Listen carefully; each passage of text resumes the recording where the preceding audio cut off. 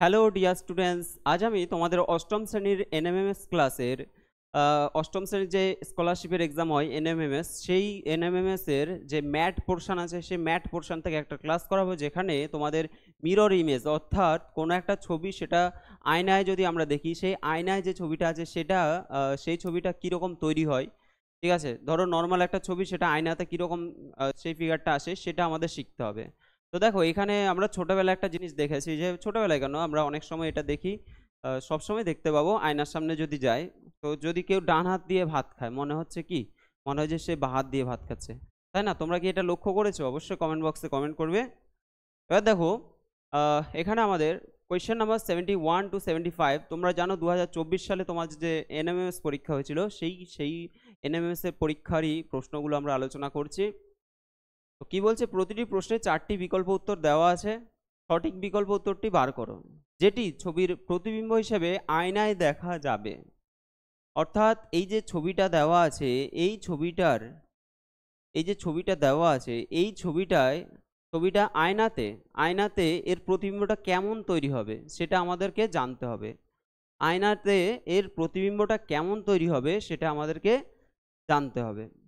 তো আমি তোমাদের আগের ক্লাসে কি করালাম, ওয়াটার ইমেজ, যেখানে জলের মধ্যে কোনো একটা কিছু রয়েছে, মানে কোনো একটা বস্তু বা কোনো একটা ফিগার, সেটা জলের মধ্যে কেমন তৈরি হবে সেটা আমরা শিখেছি। এবার হলো আয়নার মধ্যে কেমন তৈরি হবে সেটা আমাদের শিখতে বলছে। তো দেখো, জলের ক্ষেত্রে আমরা দেখেছিলাম যে আমরা যদি এইভাবে লিখি, তাহলে কি হচ্ছে, এটা উল্টে যাচ্ছে, অর্থাৎ পা আর মাথা আমাদের উল্টো হয়ে যাচ্ছে, পা উপরে মাথা নিচে হয়ে যাচ্ছে, তাই না? কিন্তু কিন্তু আমাদের যদি মিরর ইমেজ বা আয়নার ক্ষেত্রে যে ছবিগুলো আছে, সেগুলো আমাদের কীরকম তৈরি হবে? সেক্ষেত্রে দেখো, আমরা যদি লিখি, এর কি হবে, আয়না, এটাকে ধরো আয়না, এটা যদি আয়না হয়, এদিকে লিখলে এটা কিন্তু এরকমই হচ্ছে। বি যদি আমরা এইভাবে লিখি, তাহলে বিটা হয়ে যাবে উল্টো হয়ে যাবে। সি যদি ধরো তোমরা এইভাবে লেখো, সি হয়ে যাবে এই রকম। তাহলে তাহলে আমরা কি বুঝতে পারছি, দেখো এই যে দাগটা, এর পেটটা কোন দিকে ছিল, ডান দিকে ছিল, এখন পেটটা কোন দিকে চলে এসছে, বাম দিকে চলে এসছে। তাহলে ডান দিক বাম দিক আমাদের কিন্তু চেঞ্জ হয়ে যায়। অর্থাৎ আমি যদি এইভাবে করে দাঁড়াই, আমাদের ডান হাতটা মনে হবে বাম হাত, বাম হাতটা মনে হবে ডান হাত, অর্থাৎ ডান হাত বাম হাত, ডান দিক বাম দিক চেঞ্জ হয়ে যাবে। কিন্তু যে শীর্ষবিন্দু বা মাথার উপরের দিকটা, সেটা কিন্তু মাথার মানে ওপরের দিকেই থাকবে, নিচেরটা নিচের দিকেই থাকবে, ওপর আর নিচ কিন্তু চেঞ্জ হবে না, ডান দিক বাম দিক চেঞ্জ হয়ে যাবে। ওকে, আশা করি বোঝাতে পারলাম। এবার দেখো কিভাবে আমরা কোশ্চেনগুলো সলভ করব সেটা একটু দেখে নিই।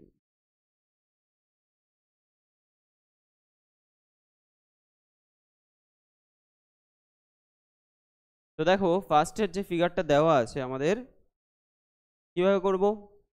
প্রথমে দেখো, এখানে এই যে এ বি দেওয়া আছে, এবিটা হলো তোমাদের আয়না। এবিটা হলো তোমাদের আয়না বা দর্পণ। যে আয়নাতে প্রতিবিম্বটা কেমন তৈরি হবে সেটা আমাদের এই জায়গাটা বা এইখানে অপশনগুলো খুঁজতে হবে। তো এখানে আমরা যদি ছবিটা এঁকে নিই একবার, ছবিটা কেমন আছে, অ্যারো চিহ্নটা এই দিকে রয়েছে এবং আরেকটা অ্যারো চিহ্ন আছে এই দিকে। হলো, এখানে ধরো আমরা এর প্রজেকশন একটা আঁকবো, অর্থাৎ এর হুবহু প্রতিবিম্ব আমরা আঁকবো। তাহলে কি হবে, প্রথমত আমি ধরো এটা করে নিলাম।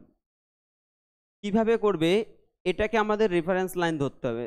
যখন আমাদের আয়না মানে পাশে তৈরি হবে, ঠিক আছে, ডান দিক বা বাম দিকে তৈরি হবে। তো এটা ধরো এ, এটা ধরো বি।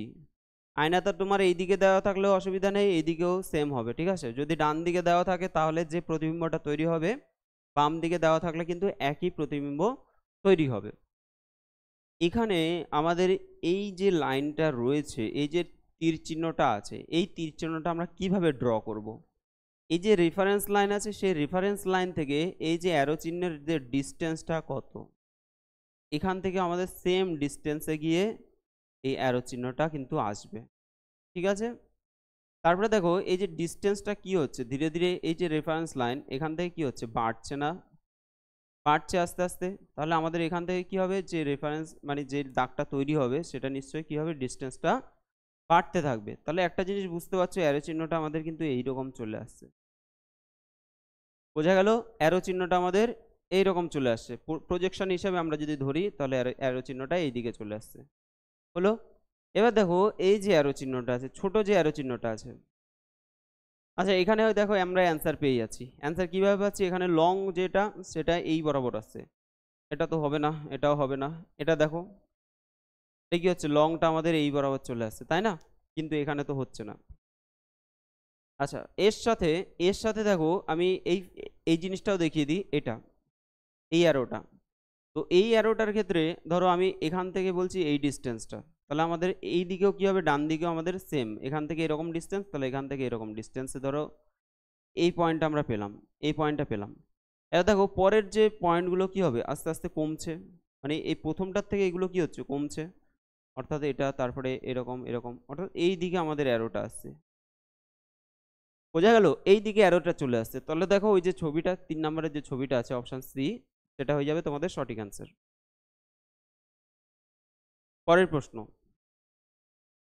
Question number 72।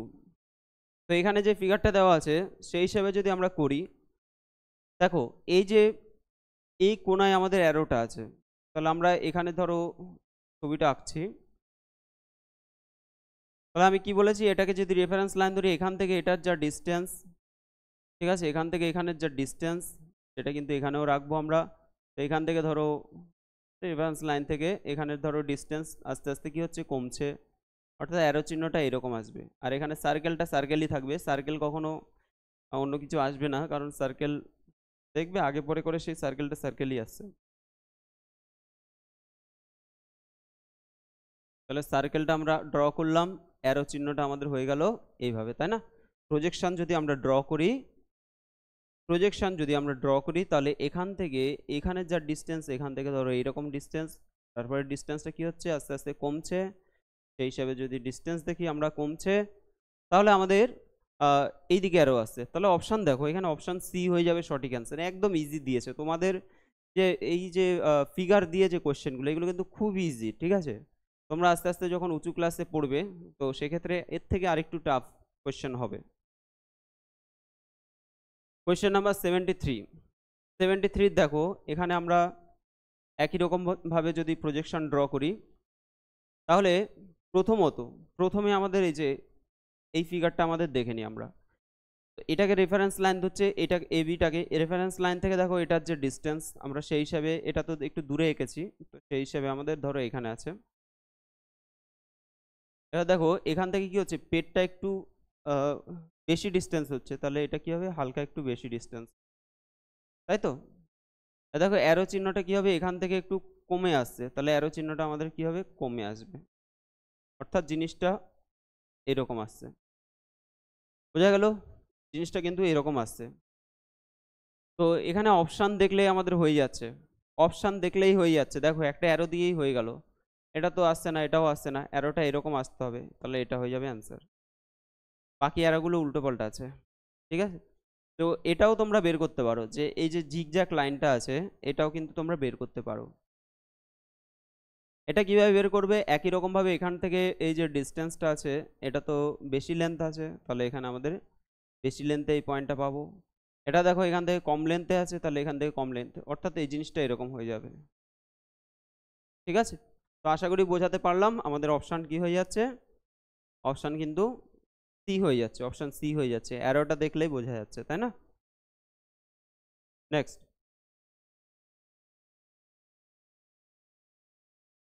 74। তোমাদের এই যে আমি যে প্রজেকশন করে জিনিসটা যে বোঝাচ্ছি, এই জিনিসটা তোমাদের কেমন লাগলো তোমরা বলবে। তোমরা আগে কখনো এই জিনিসটাকে শিখেছো? সেটাও তোমরা কমেন্ট বক্সে কমেন্ট করবে। প্রজেকশন যদি কেউ ড্র করতে পারে, তাহলে তার থেকে ইজি আর হয় না, ঠিক আছে? যার মাথায় প্রজেকশন ব্যাপারটা আসবে, যে এই জিনিসটাকে এইভাবে আমরা ড্র করতে পারি, এইখান থেকে এখানে এই ডিস্টেন্স আর এইখান থেকে এই পাশের ডিস্টেন্স সেম যদি তৈরি করি, তাহলে দেখবে খুব একদম তাড়াতাড়ি হয়ে যাবে। দেখো এটা দেখো,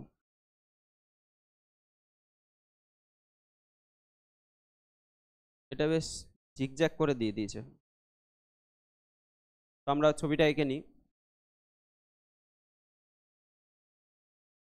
প্রথমত আমাদের যে লম্বা যে দাগটা আছে সেটা আমরা আগে দেখে দিই।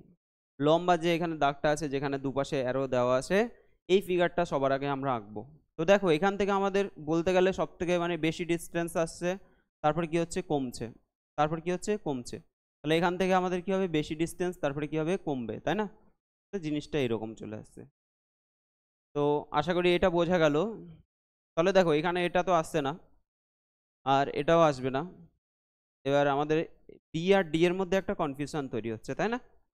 অর্থাৎ বি এর এই লাইনটা একদম ঠিকঠাক আছে। এবার দেখো এখানে প্রবলেমটা কি হচ্ছে, এখানে এটা অ্যারো এদিকে, এটা অ্যারো এদিকে, আর এটা দেখো নিচেরটা এখানে এদিকে অ্যারো, আর এখানে নিচেরটা উপরের দিকে অ্যারো। তাহলে এই দুটো অ্যারো দেখলেই আমাদের হয়ে যাবে। আরেকটা জিনিস হলো স্টার মতো যে ক্রস মতো দেওয়া আছে সেটা দেখলেও কিন্তু হবে।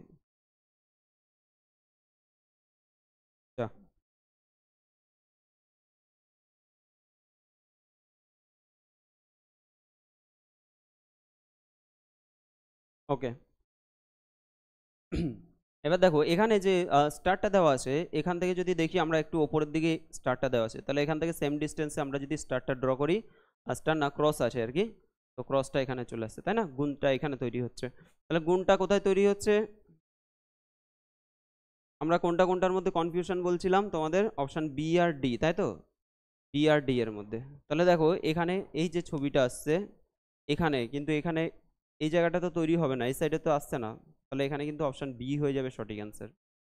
আর যদি অ্যারো চিহ্নর কথা বলি, অ্যারো দেখো এখানে এখান থেকে কম ডিস্টেন্স আস্তে আস্তে কি হচ্ছে বাড়ছে, তাহলে এখান থেকে কম ডিস্টেন্স আস্তে আস্তে কি হবে, কম ডিস্টেন্স আস্তে আস্তে বাড়বে, তাই অ্যারোটা এরকম আসবে, এরকম আসবে। তাহলে অপশান কি হচ্ছে? অপশান বি হয়ে যাবে আমাদের সঠিক অ্যান্সার। দেখো এখানে অ্যারোটা এইদিকে আসছে, এখানেও তাই আসছে, কিন্তু এখানে অ্যারোটা দেখো উল্টো দিকে আসছে। তাহলে আশা করি বোঝাতে পারলাম, অপশান বি হয়ে যাবে তোমাদের সঠিক অ্যান্সার।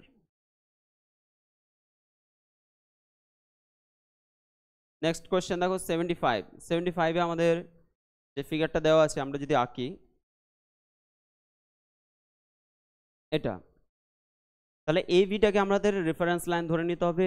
এই বিটা হলো রেফারেন্স লাইন, তার সাপেক্ষে যদি আমরা প্রজেকশন ড্র করি, তাহলে দেখো এখান থেকে আমাদের এই যে ডিস্টেন্স, তাহলে এই রেফারেন্স লাইন থেকে এইদিকেও সেম ডিস্টেন্স থাকবে। তো আমরা এটা যেহেতু বেশি ডিস্টেন্সে গেছি, তার জন্য মানে জিনিসটা কি হবে বলতে গেলে, এখান থেকে এইটুকুনি ডিস্টেন্স মানে এখান থেকে এখানে ডিস্টেন্সে তৈরি হবে জিনিসটা। এক মিনিট। তাহলে কি হচ্ছে, এখানে এখান থেকে আসছে আমাদের, তাই না? এখান থেকে আসছে,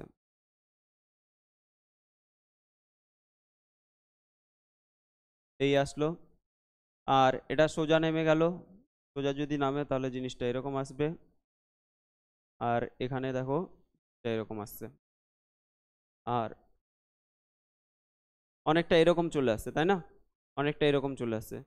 তাহলে এখানে আমরা অপশানগুলো যদি দেখি, আচ্ছা এই অপশানটা ঠিক আছে, এই অপশানে দেখো এই জায়গাটা আবার এখানে একটা কি একটা চিহ্ন আছে, এখানে বোঝা যাচ্ছে না ভালো করে। তো এটা ঠিক আছে, এটা তো হবে না আমাদের, কারণ এই পাশে আমাদের এই যে তীর চিহ্ন মতো, এটা কিন্তু কোন চিহ্নের মতো, এটা এখানে আসবে, এটাও হবে না, এখানে এই জিনিসটা আসবে না, এটা এরকম আসবে। এটা আর এটার মধ্যে আমাদের কনফিউশন তৈরি হচ্ছে, অর্থাৎ অপশান বি, এ আর ডি, অপশান এ আর হলো ডি, এই দুটোর মধ্যে আমাদের অ্যান্সারটা দেখতে হবে। দেখো এখান থেকে এই ডিস্টেন্সটা কত, একদম কম, তাহলে এখান থেকে এই ডিস্টেন্সটা একদম কম হবে, অর্থাৎ এই সাইনটা এখানে আসবে। তাহলে এই সাইনটা দেখো এখানে আসছে, এই সাইনটাও ও একই একই জায়গায় তো আছে, দুটোই সেম জায়গায় আছে। এবার সাইনটা কোন দিকে ঘোরানো আছে সেইটা একটু দেখতে হবে। কোশ্চেনটা ভালো করে বোঝা যাচ্ছে না, আমি একটু এখানে দেখে নিচ্ছি। আচ্ছা তোমাদের যে এখানে যে ফিগারটা দেওয়া আছে, তো এটা অনেকটা এরকম আছে,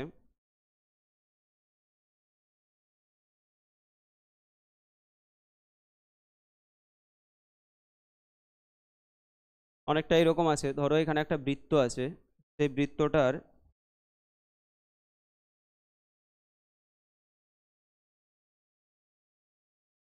এরকম করে ফিগারটা তৈরি হচ্ছে, ঠিক আছে? তাহলে এই যে ফিগারটা, এই ফিগারটা আমাদের এই যে রেফারেন্স লাইন থেকে আমরা ডিস্টেন্সটা দেখে নিলাম, ডিস্টেন্সটা দেখলাম, তাহলে সেই হিসাবে আমাদের এখানেও ডিস্টেন্সটা এই দিকে আসবে, তার মানে এই একই রকম ফিগার তৈরি হবে।